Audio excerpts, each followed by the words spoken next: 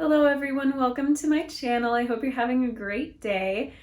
Today's video I've actually already created a video from. So the painting I did last week, and for Saturday's video I did the really quick less than a minute time lapse that just has music in the background.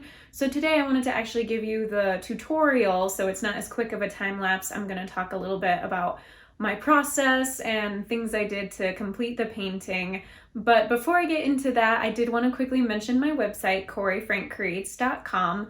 If you go there, you can sign up for my email newsletter at the bottom of any page. You can check out my art shop and all the things that I offer as an artist. So I'd really love it if you go and visit my website, CoreyFrankCreates.com.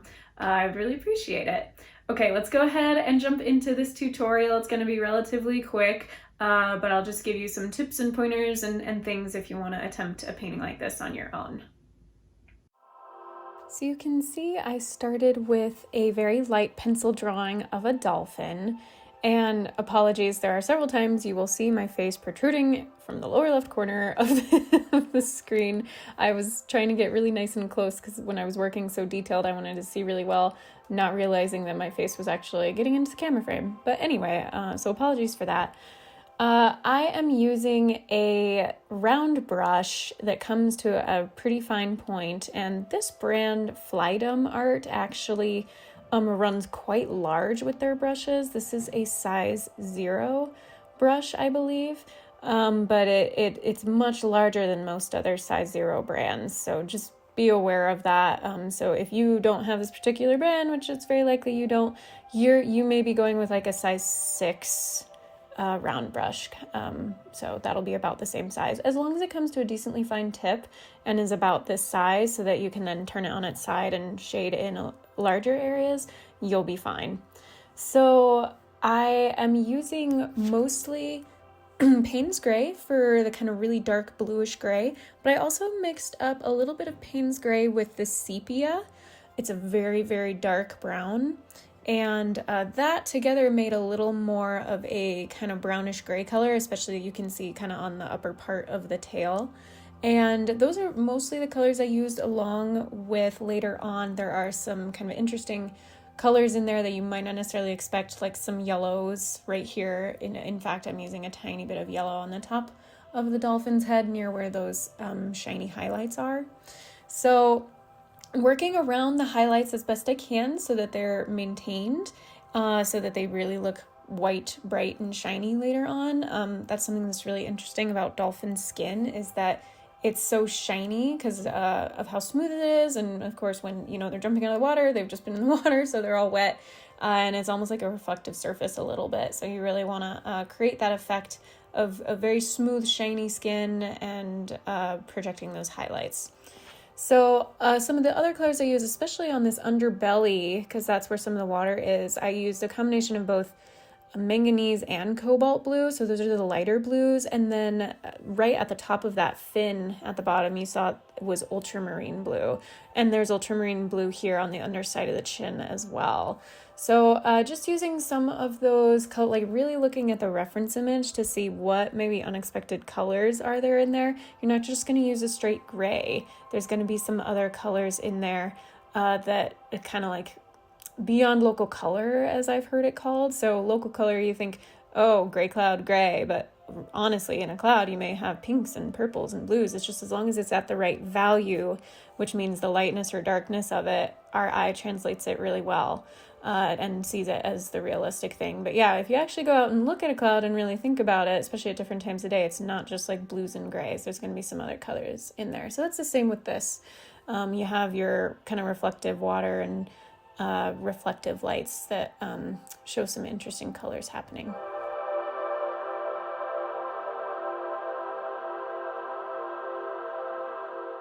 With this one, you can see I really, oops, that was a little mistake. My my edge of my hand accidentally got in the brown on my paint palette, and when I put my hand down, it got on the paper, so I had to wipe that up with a wet cloth. But with this, you can see I'm really building up the layers a lot and being very slow and careful with all of these details. Of course, there is a combination of wet into wet technique where you want those smooth transitions to be kind of the wet into wet, so it's not like a sharp line between the dark areas of the dolphin and the lighter areas. But then in these parts where you have very sharp details and delineations, kind of like where the nostril is on the top of the head, where the eye is, and then outlining the highlights, you have to be working wet paint onto a dry surface. So there's quite a bit of working wet into wet, letting that dry, then going back over with more layers, and for the areas that have lots of detail, really making sure that everything below that you're painting on top of is completely dry so your edges don't bleed out. You want the really nice sharp delineation. So it's very much a balancing act, going back and forth, but like right here where I'm darkening that part on the kind of almost underside of the belly near the fin, there's a lot of working wet into wet. The top of the dolphin where there's that kind of like darker shadow, and then it transitions into lighter skin, but it's not like a stripe, you know, you're trying to make it be a little more smooth edged.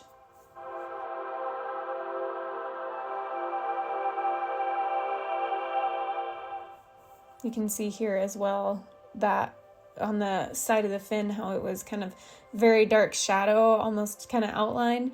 And then so the inside of the fin, of course, is more the wet into wet technique. And really building and building until you have it as dark as it needs to be. If you want to see the original reference image I used for this photo, it's from unsplash.com. It is linked in the description if you want to take a look at it. But you can sometimes when you're working think, oh yeah, this is definitely dark enough. But then if you step back from it, look at it as a whole, and sometimes even kind of squint at your work, if your values kind of look all the same when you squint and you can't really tell the difference between light and dark, then you may realize, especially if you look at the reference image again and realize, oh yeah, like do the same thing, squint at it and realize, okay, this part on my painting is much lighter than it is on the original image, so you may have to build it up again. So that's what happened with me quite a few times, and that's the same with pretty much any painting, I think, for many people. Like you're gonna have to build up the layers over and over, and that's part of what contributes to realism, is you're almost building the dimension. And I didn't talk about too much, but I did start kind of with the fun watercolor, just multicolored water. I kind of went a little wild with it. It's definitely not as much water in the original reference image. Those are more just like kind of droplets.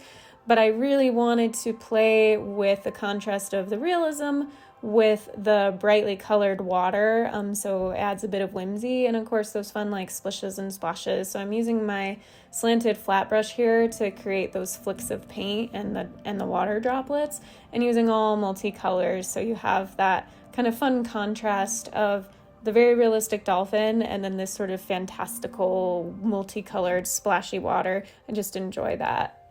And I did go back with some of those highlights. That's a pen and nib with some white Dr. P.H. Martin's bleed-proof white ink on there. Just there were a couple spots that I accidentally painted over where highlights should have been. So I just kind of went back and reinforced those, added a signature, some final floofy, watery stuff. And then that was basically it. Reinforced the signature, and that was the end of the painting.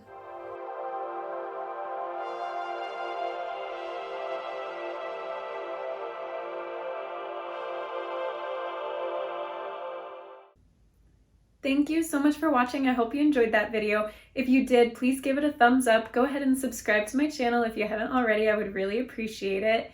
Until my next video, be kind to yourself, be kind to others. God bless, and I'll see you soon.